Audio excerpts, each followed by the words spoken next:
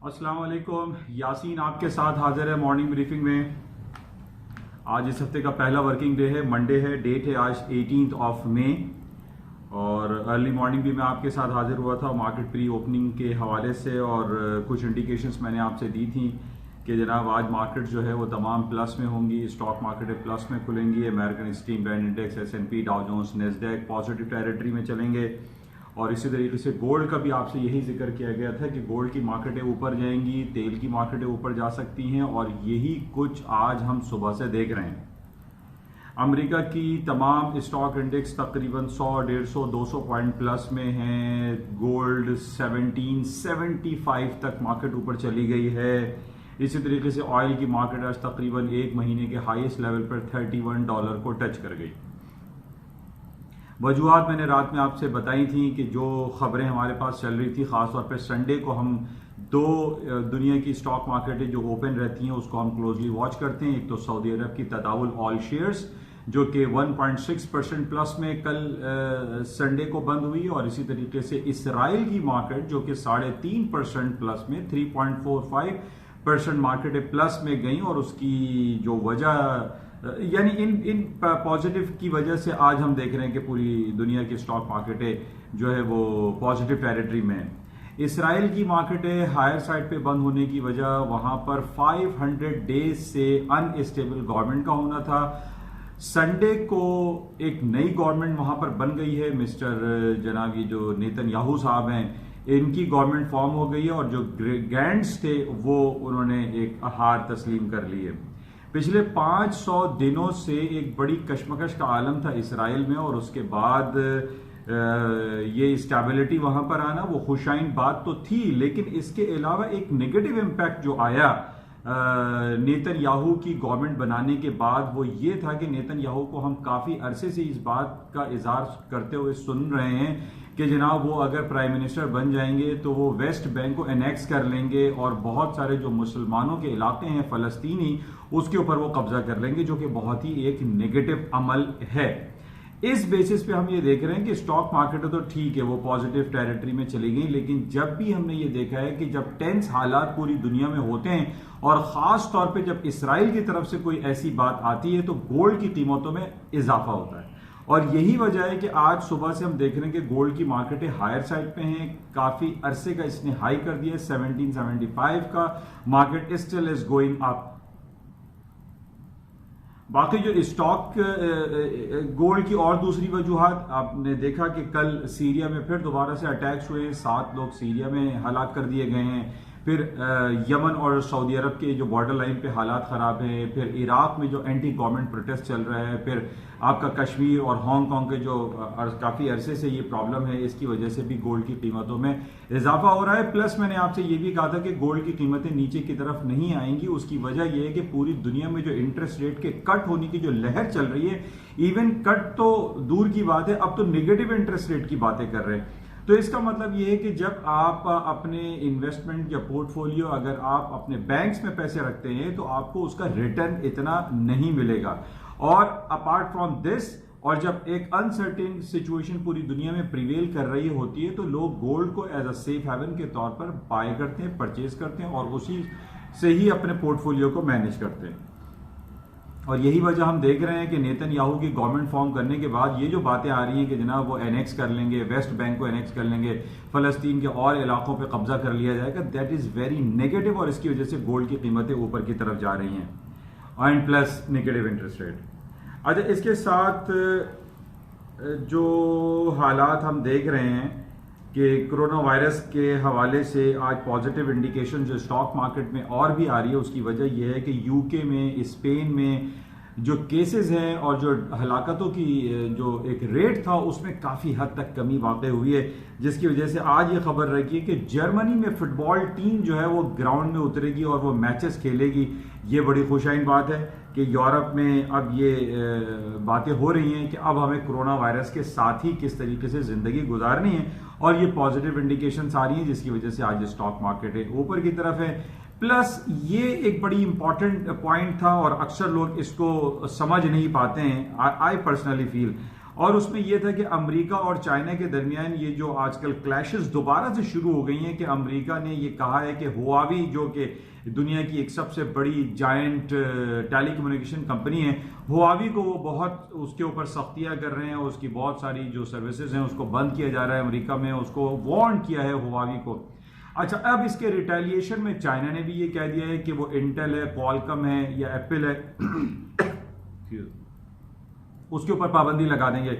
अब ये दोबारा से इन दोनों की चपकलिश शुरू हो गई है, लेकिन इसमें सबसे इंपॉर्टेंट जो पॉइंट था वो शायद लोगों ने ना देखा हो। उसमें आगे ये लिखा हुआ था कि अमेरिका ने हुआवी पे पाबंदी लगाने का इशारा तो जरूर दिया है या लगा रहा है, लेकिन उसमें 120 दिन का ग्रेस टाइम पीरियड दिया हुआ है अमेरिका ने।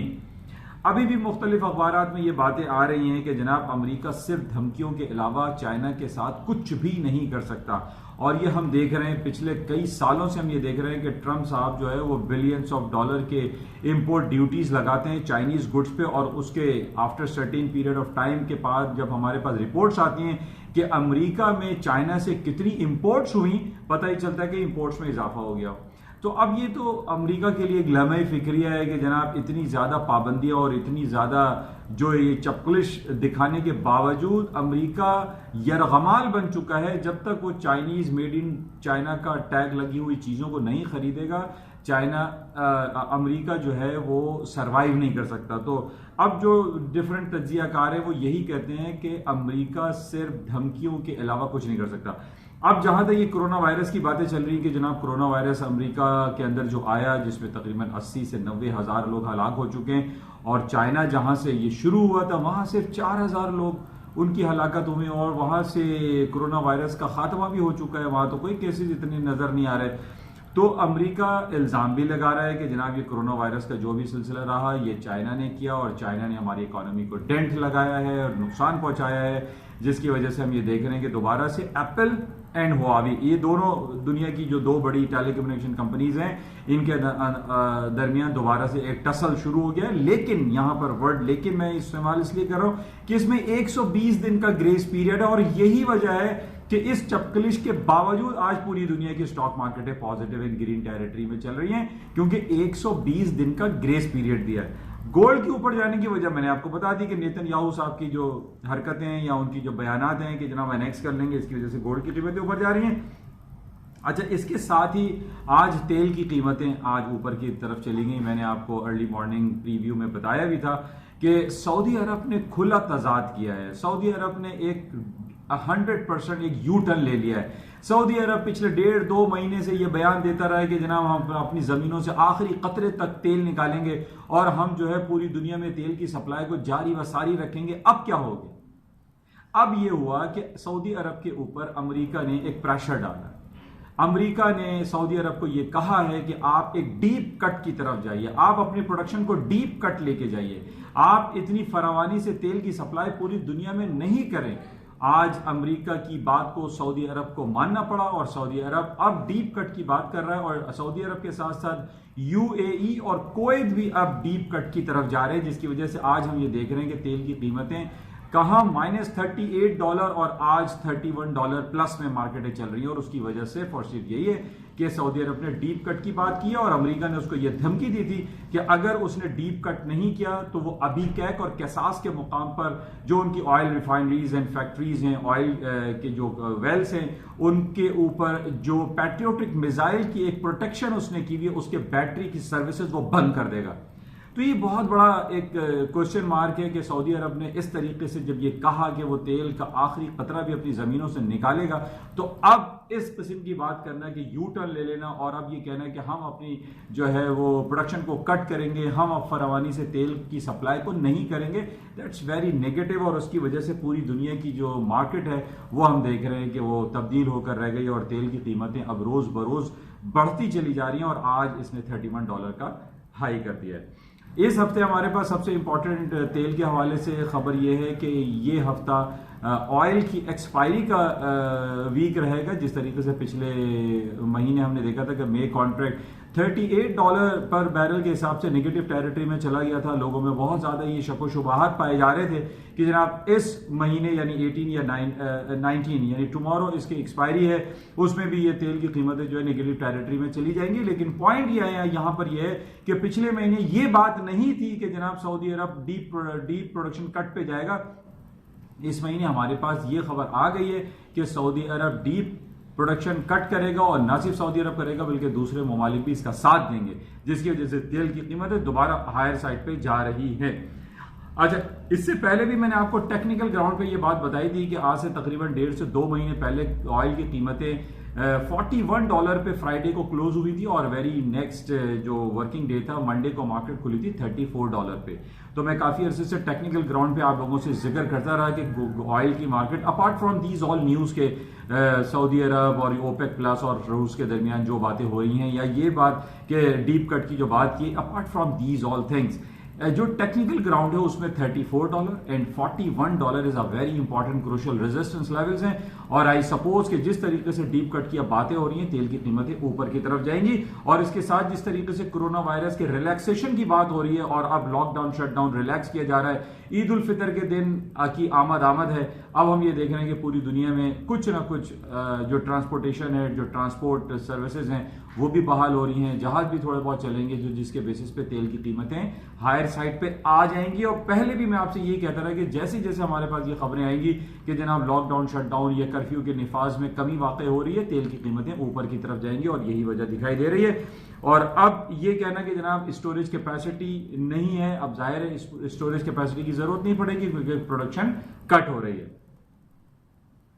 अच्छा, इसके अलावा जो इम्पोर्टेंट था, एक इम्पोर्टेंट बड़ा आज हमें दिखाई दिया है कि चाइना के एम्बेसडर की पुरइसरार हलाकत हुई है इसराइल के अंदर।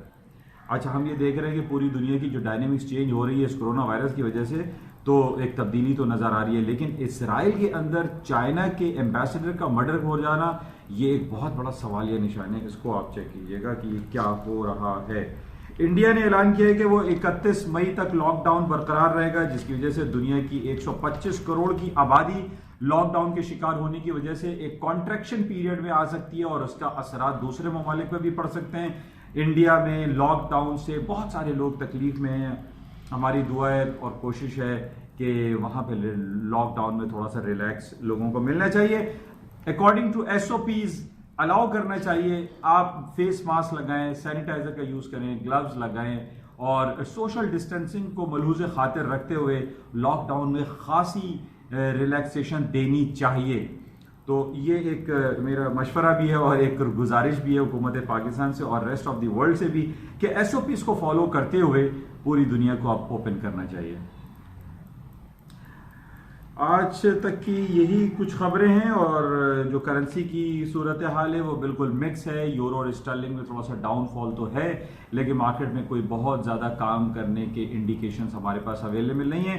लेकिन नॉर्मली हमने ये देखा है कि गोल्ड की कीमतों के साथ स्टर्लिंग की कीमतों में इजाफा होता है। इसको आप देखिएगा, कोई नीचे के स्टॉप्स लगा के एक बाइंग चांस किया जा सकता है। इंशाल्लाह राब्ते में रहेंगे और मजीद देखेंगे आज सारा दिन क्या खबरें रहती हैं, मार्केट किन खबरों पे और किन टेक्निकलिटीज़ को फॉलो करते हुए चलती है। इंशाल्लाह राब्ते में रहेंगे। जाते हुए मैं आपसे ये रिक्वेस्ट करूंगा, इस YouTube चैनल को प्लीज़ सब्सक्राइब जरूर करें with bell icon. Thank you.